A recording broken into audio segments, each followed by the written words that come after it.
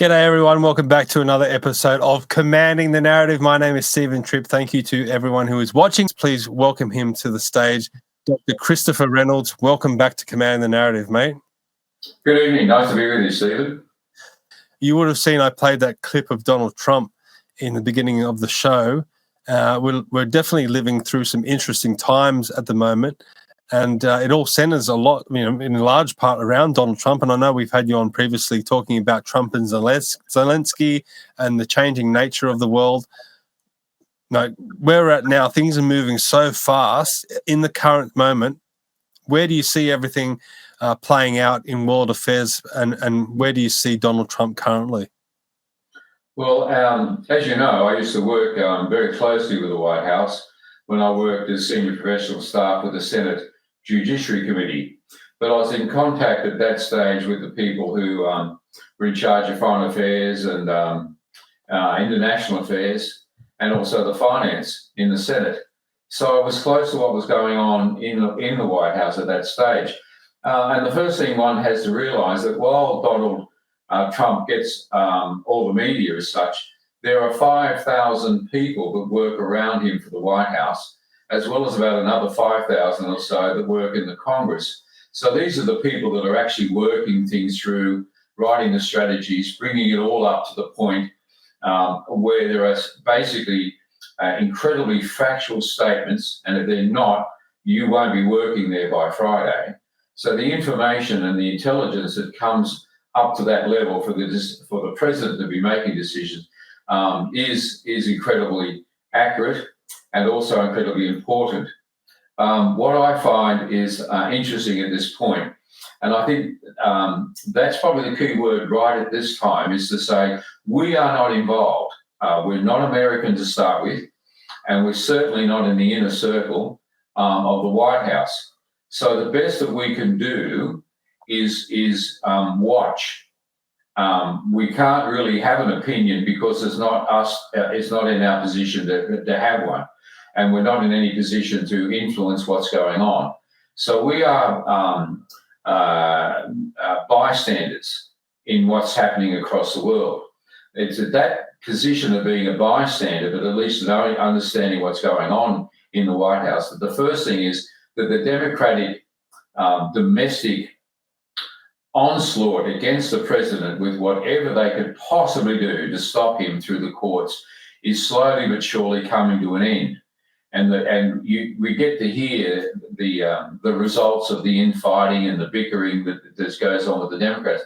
But for the first time in, I don't know when, how long, that we are seeing a president of the United States that has just decided he's going to get involved in international affairs. Right, I'm going to get involved with the Soviet and the Ukraine issue. I'm going to bring them to the table as confident as anything. And eventually he says, these two hate each other so much, not even I can get them with bribing them, money, benefits, whatever, to stop their hatred for each other. Now he then turns it to the Middle East, and America and the world has got another problem that's been lingering for 20-something years, that various presidents and the NATO people, even the Arabs, have tried to do something about, and that is Iran has just got this hatred for Israel that is insatiable. There's nothing you can do with it. And I mean, it also ties in with their hatred for some reason of America.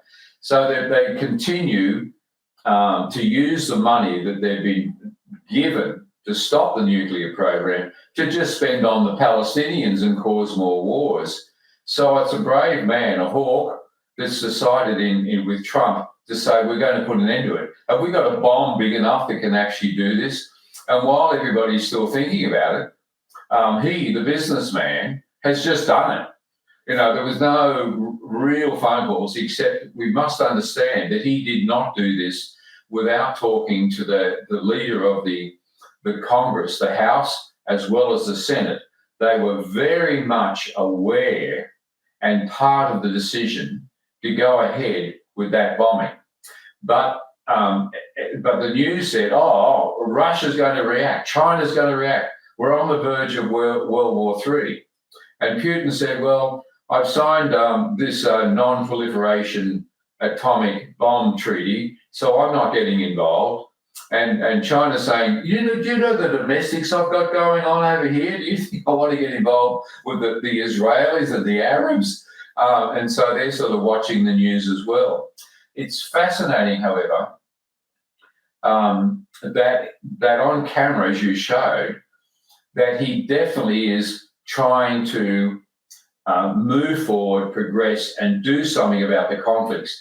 For him to lose his patience and his temper with the Israelis on camera and swear about the fact that they weren't playing their part in this business negotiation just shows you two things. One is neutrality in the event, and the second is tenacity in trying to solve the problem. So he gets on the phone and he tells the Israelis, if you've got planes in the air, you will bring them back now. Now, what he actually did other than confronting them, I don't know, but they turned around and brought the planes back. So, what is he doing other than he's coming at the whole way one does politics, not like a bureaucrat. He's coming at it like a businessman.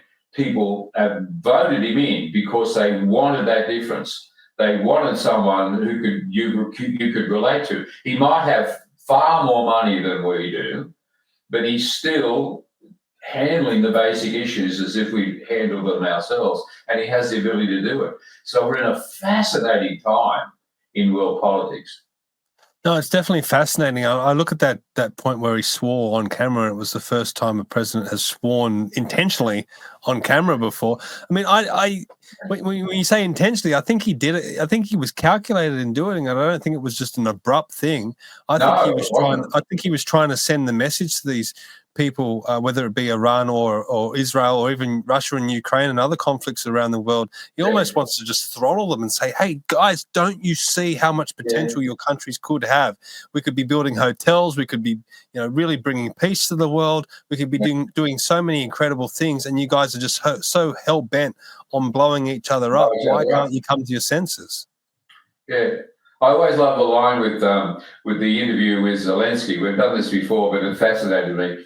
And Zelensky says, yes, we want peace in the world. When we kill all Russian, we will have peace. And Donald looks at him and says, but you're talking about World War III. Yes. What is your point? Yes. What is your point? And I mean, Donald's just in shock. But, he couldn't get over just the emotion and the history that you've lost your sense of logic. I also was fascinated that when you see the full clip of that interview, there was someone before Donald walked into the room that said, you need to get rid of your army T-shirt. This is the White House. You're in the Oval Office. Why don't you have a suit? And Zelensky said, I have suit. I just not wear it. I have good suit. Next time I come, maybe I even have new suit. And here this week, in the last few days in NATO, Zelensky bounces up to Donald and shakes his hand. He's got such enthusiasm, and he's wearing a suit. And you think, all right, what's happening? And I mean, the result of the Iran business and the bomb and the effect on NATO. And you got to watch this one, because he's actually said to NATO, and they know, 100,000 US troops are going to be withdrawn unless you start to play ball. You rather defend yourselves, or there won't be any defense. And believe me, Putin may actually be really willing to come and invade you. So what are you going to do? But it seems that from what I can pick up, he didn't say that. He said, you're all such wonderful people.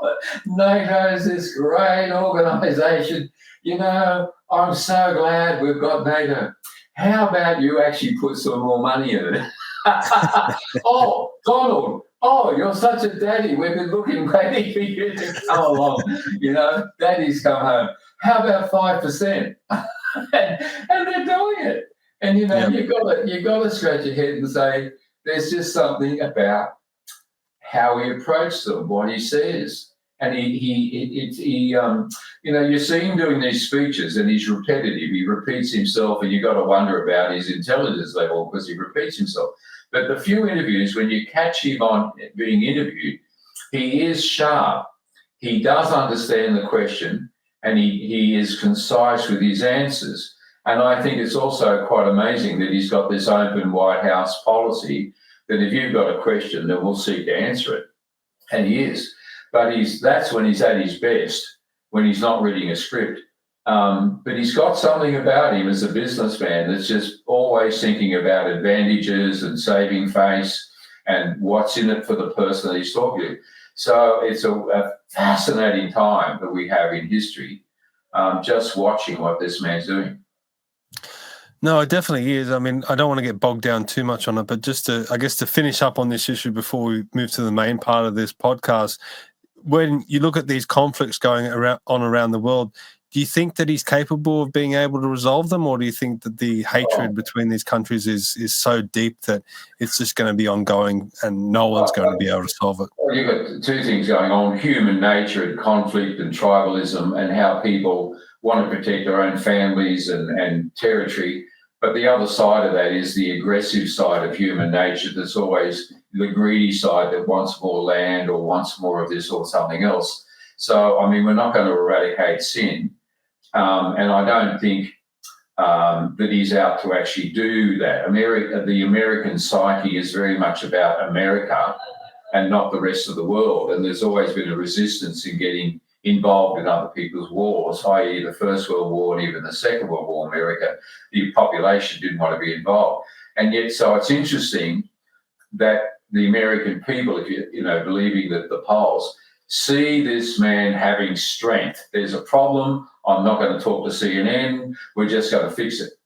So, no, I don't think he's out to solve everybody's problems. But there has obviously, see, American foreign policy is always a reflection of its domestic realities. And when America sees that this Iran crowd have got a bomb that could actually bring on a war, then that's an American problem, as far as America can see. So it had to be solved. And throwing more money at it, etc., wasn't doing it. So I don't think he's going to get involved in everybody's war. He could certainly stop a lot of these American companies, the war industry, from selling bombs everywhere. But we have to just watch and see and trust that he is a man with sense, common sense, and he is concerned. I'm also very impressed that he has had an experience of faith. And he's been now along to several prayer breakfasts, and he's mixing with Christians in Washington, and it must have affected him. But him surviving a bullet by millimeters that saved his life has really jolted him. And for a man to say, I've got this job because God saved my life, this also means that he's got a sense of purpose and dedication in what he's doing. So at this point, let's sit and watch and be glad that a man that has faith is in the White House. Yeah, well, we definitely will keep watching, and to think that he's only about 5 or 6 months in. Yeah, that's right. I mean, it must be time for lunch.